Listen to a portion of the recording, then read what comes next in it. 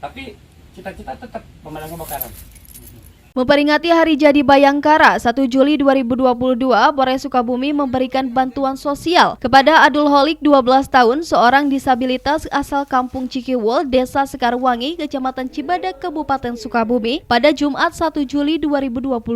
Semangat Adul Holik dalam belajar dan melanjutkan sekolah mendapatkan support dari Polres Sukabumi dan langsung dikunjungi Kapolres Sukabumi AKBP Dedi Darmawansyah. Menurut Kapolres Sukabumi AKBP Dedi Darmawansyah, setelah melihat postingan di media sosial temannya yang mengangkat kisah Adul, dirinya tersentuh dan simpati hingga berinisiatif datang kepada Adul yang memiliki semangat tinggi bersekolah meski dengan keterbatasan fisik. AKBP Dedi yakin dengan semangatnya yang begitu tinggi, dia akan memiliki keahlian dan pastinya akan dikembangkan.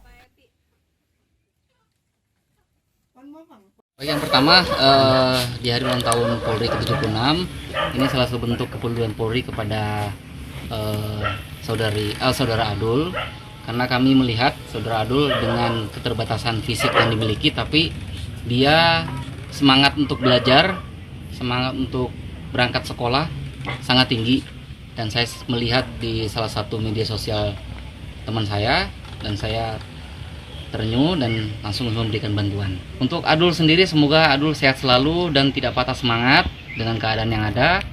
Kami dari Polres juga akan mendukung. Apabila ada kekurangan dari Adul dalam belajar mengajar, kami siap untuk mendukung Adul.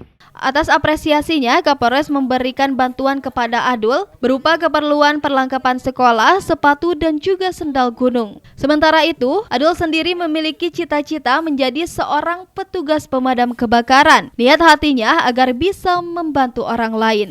Dari Sekarwangi, Cibadak, Kabupaten Sukabumi, Muhammad Ujang Heriaman melaporkan untuk Dinamika.